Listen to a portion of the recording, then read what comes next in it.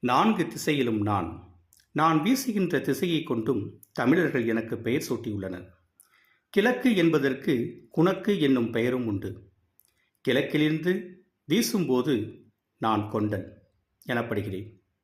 கொண்டலாக நான் குளிர்ச்சி தருகிறேன், இன்பத்தை தருகிறேன், மழையை தருகிறேன். கடல் பகுதிக்கு மேலுள்ள மலை மேகங்களை சுமந்து வருவதால் மலைக்காற்று எனப்படுகிறேன்.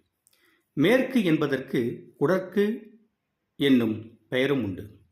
மேற்கிலிருந்து வீசும் பொழுது நான் கோடை எனப்படுகிறேன்.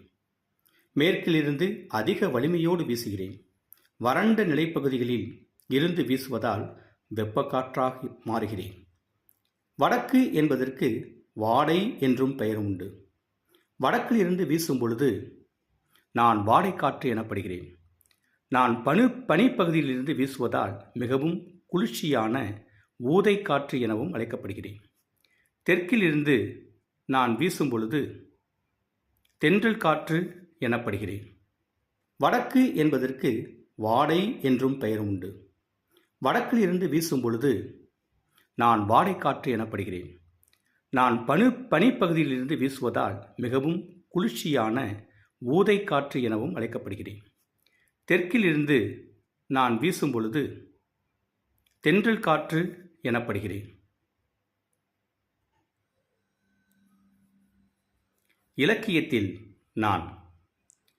தென்றலாகிய நான் பலவித மலர்களின் நறுமணத்தை அள்ளி வரும்பொழுது கூடவே வண்டுகளையும் அழைத்து வருவதால் இளங்கோவடிகள் என்னை வண்டோடு புக்க மணவாய் தென்றல் என சிலம்பில் நயம்பட உரைக்கிறார். பலப்பட்டடை சொக்கநாத புலவர் எழுதிய பத்மகிரிநாதர் தென்றல் விடுதூது என்னும் இலக்கியத்தில் பெண்ணொருத்தி நந்தமிழும் தன்பொருணை நன்னதியும் சேர் பொறுப்பீர் செந்தமிழின் பின்னுதித்த தென்றலே என தூது செல்ல என்னை அன்போடு அழைக்கிறாள். அது மட்டுமா? நதியில் விளையாடி கொடியில் தலை சீவி நடந்த இளந்தென்றலே என பலவாறாக இன்றளவும் இலக்கிய படைப்புகளில் திரை இசை பாடல்களிலும் நான் நீங்கா இடம் பிடித்திருக்கிறேன்.